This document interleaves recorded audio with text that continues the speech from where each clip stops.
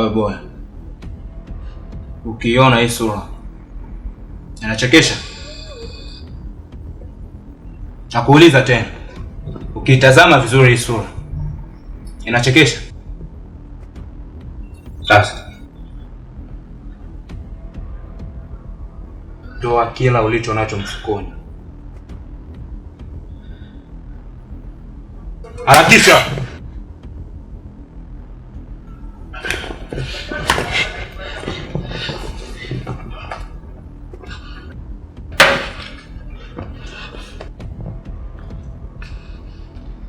Awe vipi?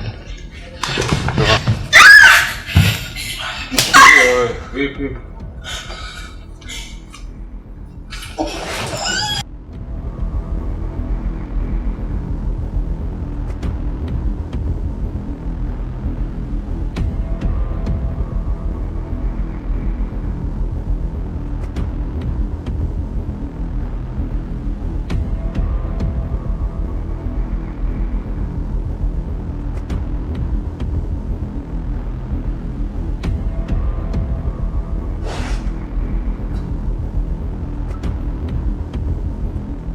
Kichwa chini.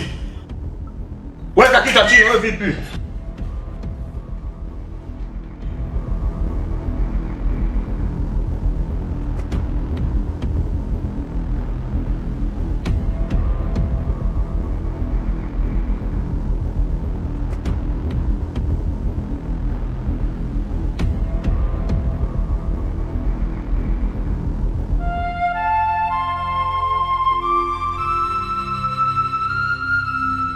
Gadi, kwanza nashukuru kunitafuta na kutambua makosa yako. Maana sisi tulipokuwa wadogo tulikuwa tukiwaheshimu watu wazima, na mpaka sasa kwenye huu umri bado tunaheshimu wazee wanaotuzidi umri. Lakini nyinyi kizazi cha 2000 hamuelewi. Unamjibu mtu mzima kama unaongea na kijana wa rika lako. Ehe, niambie. Kiukweli mama, kama nilivyokuambia, mimi kwa sasa nimebadilisha mawazo yangu. Nataka niishi kama vijana wengine. Alafu nataka niende mjini nikakae na mama yangu. Katika siku ambayo umeongea vitu vya maana basi ni leo. Na huyo malaika aliyekupa hayo mawazo basi Mungu ampe cheo kikubwa. Sikia mwanangu, hapo sasa ndo umekuwa mtu. Ha, mama. Inamaanisha mimi sikuwa mtu? Samahani. Kikubwa naomba unisamehe kwa yote ambayo nikukosea mamangu. Nataka nifike mjini, nikuwa sina kosa za kijijini.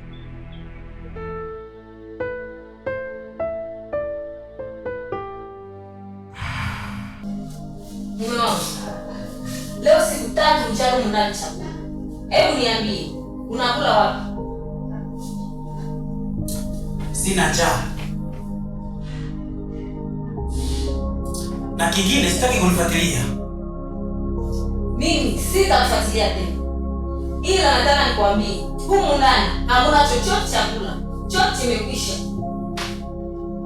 Ikiwa mimi sikule, wewe una faida gani ya kula?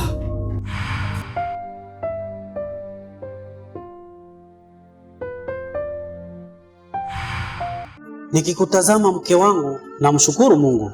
Na nini tena mume wangu? Ina maana sistahili kuwa mkeo? Hapana, siseme hivyo. Sasa kwa nini unaongea hivyo? Kwa namna yako ya kunihudumia, najikuta wa pekee hapa duniani kupata mke anayejali mume wake kama wewe.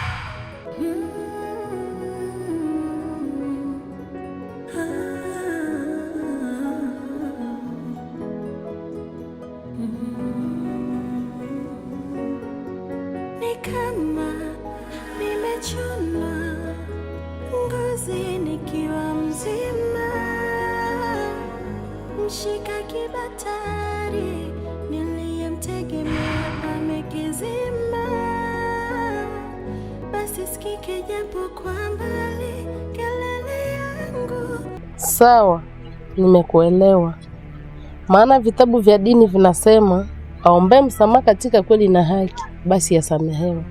Nami nimekusamehe mwanangu, na pia nakupa baraka zangu. Asante sana mama. Mpaka nasikia raha. Ila nami nakuahidi, nikifika mjini salama, basi nitamtafuta mwanao Shobo Maana huyo shobo anaweza kutelekeza huku, kumbe ameshatajirika. Hapana, namwamini sana mwanangu Shobo. Huenda huko aliko anapambana sana kusoma ili kesho aje kunisaidia. Lakini ukweli nishamisi sana mwanangu Shobo. Sijui kama yuko salama. Basi mama, usije ukalia. Ila ninawazo, kwa nini tuselekee mjini kwa pamoja ili kumtafute Shobo? Ni kweli, ila bado sijajipanga. Wewe tangulia huko mjini ukamwone mama yako. Lakini ukimwona Shobo, basi mupe salamu zangu. Na umwambie nipigie simu, nataka kusikia sauti yake. Sawa mama, nimekuelewa. Basi kwa heri. Nafikiri kesho anaweza kuamkia mjini. Kama usiponiona kesho, basi jua nitakuwa nimeshaondoka. Okay, sawa. Ila usikose kumomba msamaha Zuu na dada yake, maana umewakosea pia. Okay.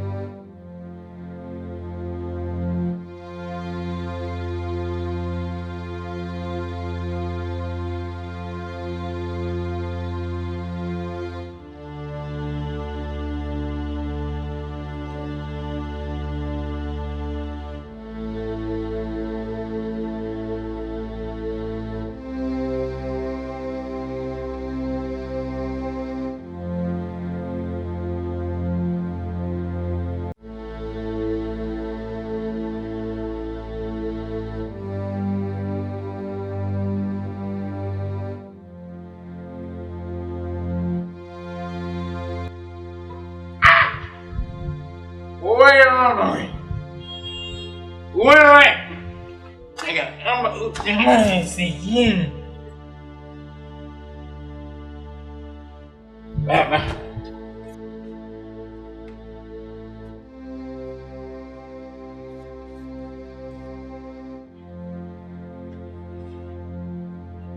mzee wewe baba baba.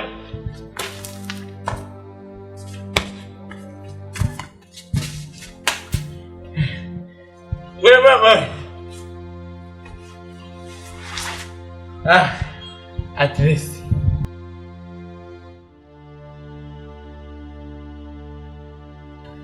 Hivi yangu, kati ya hawa watu wawili, unaweza ukanionyesha wa kike ni wapi na wa kiume ni wapi? Pete bwana.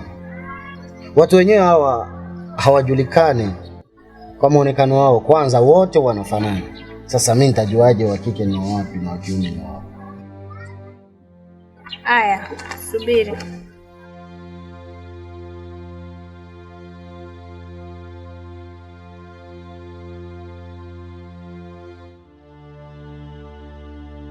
Aise Mungu. Kama tukama tukishinda mmoja tushinde watu kama.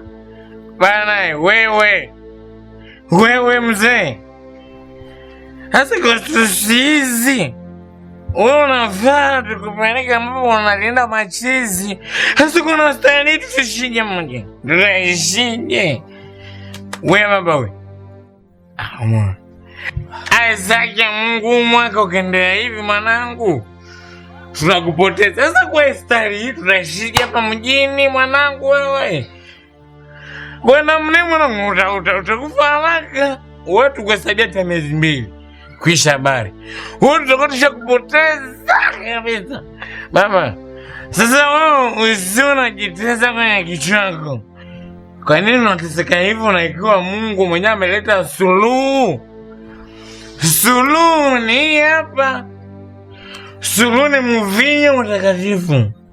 Kwa sababu Mungu mwenyewe Mungu wa Golgotha ameleta suluhisho ya mawazo yako. Unajua kwa nini?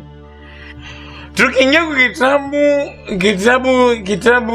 kitabu kitakatifu kinasema, kwa maana hata Mungu kwenye Biblia matakatifu, kwenye maandiko matakatifu amesema aligeuza maji kuwa pombe. Sasa Mungu mwenyewe amegeuza maji kopo. Kwa nini unakufanya stress? Vipi na hawa?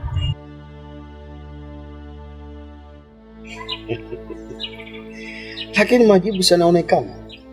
Si unaona wa kike ndio huyu, wa kiume ndio huyu, na wa kike anaonekana kwa sababu unaona hapa amesuka nywele, na wa kiume hasuke nywele. Kwa muonekano tayari unajua huyu ni wa kike na huyu ni wa kiume. Haya, nishagundua. Unaelewa nini? Kwa sababu nimegundua kwenye hii nyumba tunaishi wanawake wawili na mwanaume mmoja ambaye ni mdogo wako. Una maana gani kusema hivyo? Kwa sababu wewe umesuka nywele, na ndio maana nitakuita dada boss au bosi mdada. Kama unabisha na kabisa, nenda kwenye kitabu cha wale vitiki. Muna hiyo maandiko za dakta. Unajua kwamba Mungu alikosa maji kwa bomba, lakini asikufiche. Kwa sali hii umaka umalizo kwa tushausha kwa chizi. Utakusha chizika. Wewe mshenzi njope bana. Asa jana kidogo mshenzi. Hivi kidogo wewe njope bana nikupe mawaidha wewe. Njope tumasheni za nguvu.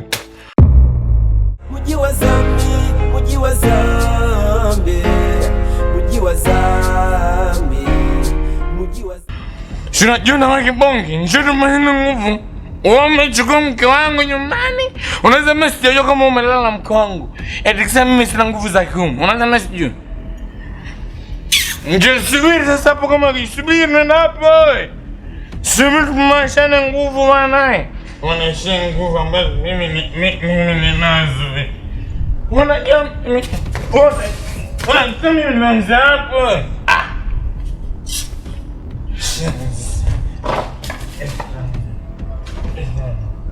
Njoba. Shenzi bana. Sasa Nego nenda huko ama nenda huko? Mbona sielewi? Huko. Hapa sasa sijapotea.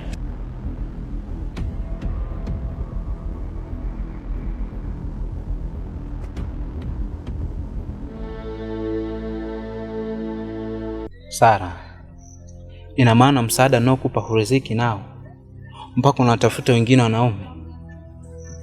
Mimi naiba kwa ajili yako, na nusurika kufa kwa ajili yako, lakini nini?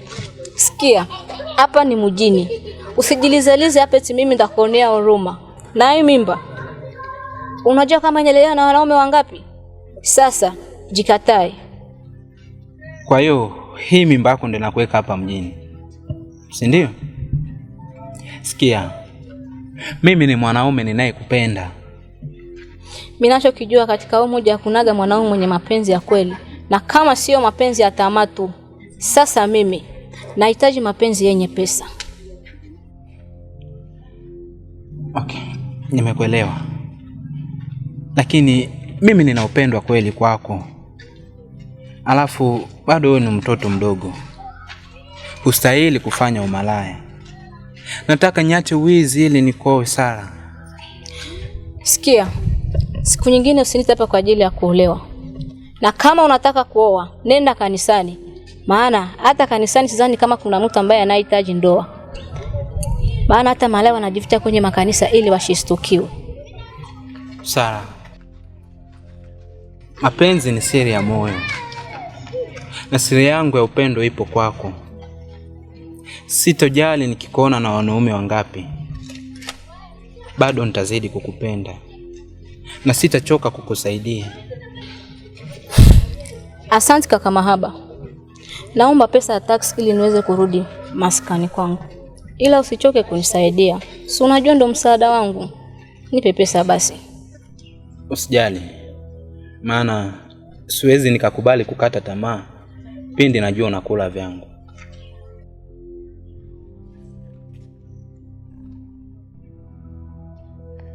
Shika.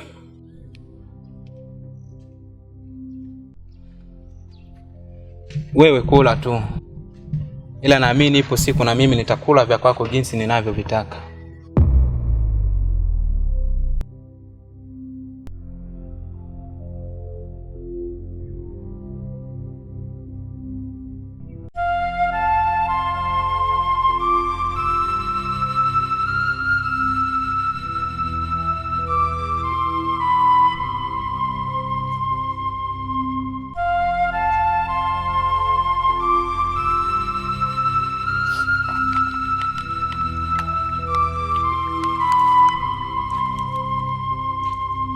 Zu, samahani.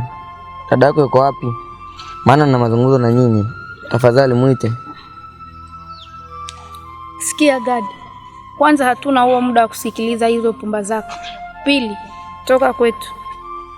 Zu, mimi siku hizi nipo tofauti sana na unavyonifikiria. Tafadhali muite dada yako tuongee. Dada hayupo, ameenda sokoni kununua vitu. Zungumza, nitamwambia shida lako. Labda nikumbushe tena kitu ambacho nilishawahi kukuambia, ila naona unajisaulisha. Nilikwambiaga mwanaume sio mtu wa kufokea, haijalishi awe mdogo au mkubwa, kwa sababu mwanamke ni mtu ambaye anatoka katika ubavu wa mwanaume, tena ubavu wa kushoto. Kwa hiyo kwa ni heshima unapoongea na mwanaume. Japokuwa mwanamke ni mtu na nusu, lakini ndio mpaka wako mwanaume.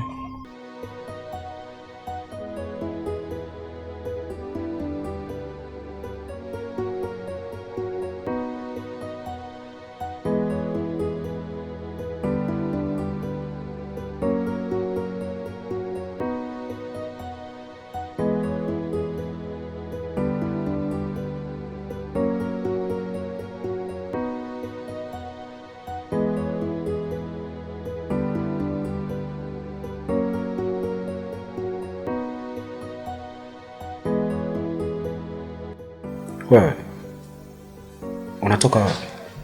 Nimekuwa nje. Oh. Okay. Mimi naondoka. Naenda kazini. Sitawahi kurudi. Mtu akinitafuta mwambie anipigie. Na nilitamani leo nikutoe market. Tazama huko mgeni. Kuna mtu anabisha.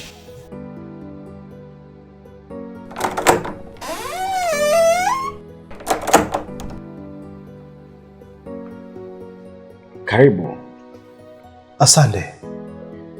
Ila samahani kwa kuwa nimewavamia ghafla. Naitwa Prophet Daniel Paluko. Wengi wananiita Oscar. Niko hapa kwa ajili ya kumwakilisha Prophet Michael. Oh. Wewe ndio huyo mtu ambaye nilizungumza na Prophet Michael. Alisema kuwa atatuma mtu. Bila shaka ndo mimi. Basi karibu keti. Asante. Karibu. Kwa hiyo hicho ndo ambacho ulikuja kuzungumza na sisi. Alafu Gadi, hivi na wewe unajihesabu katika listi za wanaume? Maana hata ukimtongoza chizi sidhani kama anaweza kukukubalia. Kwenye maisha yangu ya sasa nimejifunza kusamehe na kuomba msamaha. Sikia Zu, nimekuja hapa kwenu, nimekuja kuomba msamaha na wala sikuja kugombana na mtu. Makubwa. Hivi una uhakika umekuja kuomba msamaha? Mimi ni mwanadamu kama wengine, na pia mimi ni mtoto wa kiume. Nimegundua mambo ambayo wanafanya watu hapa kijijini sio mazuri, hususan nyinyi. Ndio maana nimekuja kuomba msamaha. Zu, naomba mnisamehe watu ambao niliwakosea. Kwa sasa nenda mjini kwa mama. Wewe subiri kwanza. Unasema unakwenda mjini. Lini unakwenda huko mjini? Naenda mjini na kesho msiponiona hapa kijijini unajua nimeshaondoka. Zu, naondoka. Ila usisahau kuniambia msamaha kwa dada yako Faida. Ila sikokiolewa mwambie ana faida kwenye ndoa yake kama vile jina lake lilivyo. Bye.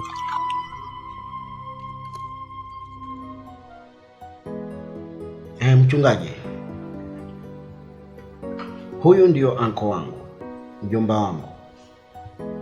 Anaitwa Pete. Nadhani kuhusu yeye kila kitu mlizungumza na Prophet Michael. Huyu ndo rafiki yangu. Taarifa yake pamoja na mazungumzo yenu Prophet Michael ameshoniambia. Asante. Hivi yangu, nilizani utanipeleka supermarket leo. Umekuja kunikalisha hapa ili nje kusikia upumbavu wenu. Pete, wakati watu wazima wanazungumza hutakiwe kuzungumza chochote. Hapana. Huyu bado mtoto mdogo. Kinachohitajika ni maombi. Natakuwa vizuri kabisa. Sijui kama tunaweza chukua muda mdogo. Tuombe. Asante. Tufumbe macho tuombe. Baba Mungu, ukitia mahali pa juu mbinguni. Tazama muda huu niko katika ile jumba. Ulisema mahali tukanyaga hakika patabarikiwa. Na ndio maana naalika mamlaka na nguvu yako imeminike katika hili jumba. Rekea sekere ya Mungu. Resia kama Mungu. Raba kuzi. Baba, wewe ni Mungu usiyeshindwa. Nahitaji nuru na mamlaka yako yangaza hili jumba. Naomba nikiamini katika jina la Yesu Kristo wa Nazareti. Amina. Amina. Kwa hiyo huyu kesho anakwenda mjini. Sijui nijibebishe kwake ili nimfuate huko mjini. Akishanifikisha tu nampiga teke la huko, alafu mimi naanza kula bata huko mjini. Hizo bata za mjini zitaishia kuzikula kwa maneno. Na mbona unaongea peke yako? Kuna nini? Siongei peke yangu, nilikuwa nazungumza na Gadi. Maana alikuja hapa akasema tumsamee na kesho anakwenda mjini. Kesho anakwenda mjini? Hebu subiri kwanza nikazungumze naye. Kapitia wapi? Kapitia wapi? Mchungaji. Mbona Amina yako inatoka mbali sana? Kuna nini? Hapana. Ni lugha ya kimbingu. Nilikuwa nimeona malaika na Roho Mtakatifu macho kwa macho. Asante. Wewe. Afu nini kinachokuchekesha? Hivi yangu, lengo la wewe kufika hapa nini? Kukuombea. Niombea? Yes. Kwa nini wasikuombee kwanza wewe? Na nikiwatazama macho yako na ya huyu mchungaji zinafanana. Hivi mchungaji, wewe na anko wangu mpo katika ulimwengu mmoja na mji mmoja pia. Ulimwengu gani? Na mji gani unazungumzia wewe mtoto? Ulimwengu wa upumbavu na mji wa Zambi. Mji wa Zambi, mji wa Zambi, mji wa Zambi, mji wa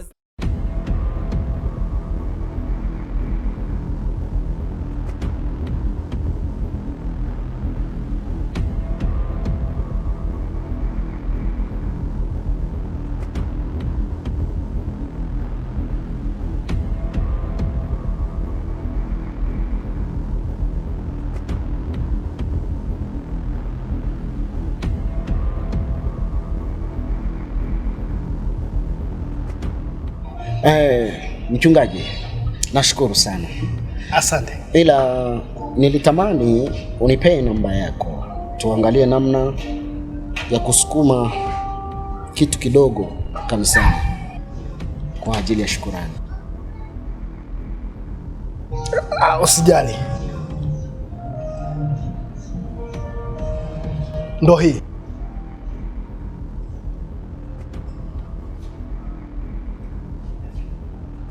Nimetuma milioni 7 kwa ajili ya kanisa. Asante sana kabisa. Ila usijali. Mungu akubariki. Asante sana. Tuendelee kuwasiliana tu. Basi acha niwahi. Asante. Karibu tena.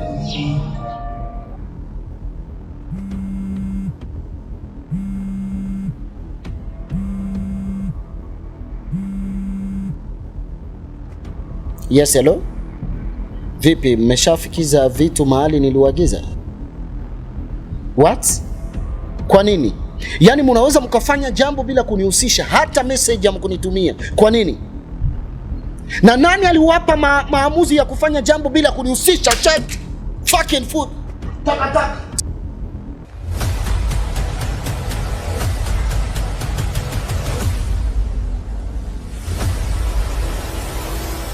Tamaa inaleta dhambi, dhambi yaleta mauti, japo kipato ni kidogo.